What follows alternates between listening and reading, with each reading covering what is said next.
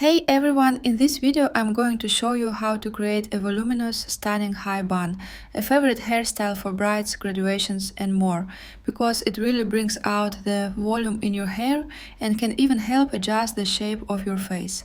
For this hairstyle, the volume you create in the bun itself is key. If you're working with shorter hair, like up to the shoulders or a bob cut, you might struggle to achieve the right proportional volume. In such cases, I turn to clip-in hair extensions. I often use clip-ins even with natural hair because they look cleaner, hold their shape better, and help adjust our hairstyle's proportions. You can certainly create this style without extensions, but if your own hair doesn't offer enough volume or length, you'll need to amp up the volume yourself.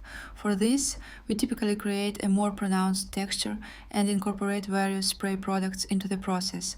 Today, I'm using creams, various styling products, and wax spray to get that sleek, polished finish. However, if you need substantial volume on thinner hair, you should opt for more spray products like texturizing spray, maybe some dry shampoo, hair powder, and aerosol hairspray, and even consider using a smaller curling iron to boost the bun's volume significantly. Depending on the style you're going for, your product choice can vary.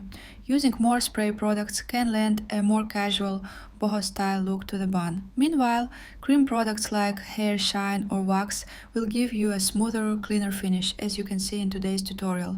There's no one right way to style. It all boils down to what you or your clients prefer.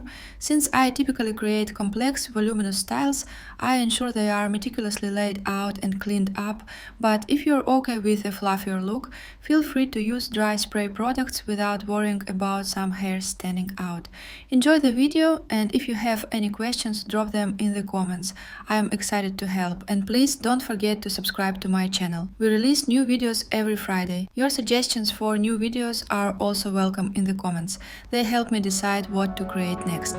Thanks for watching.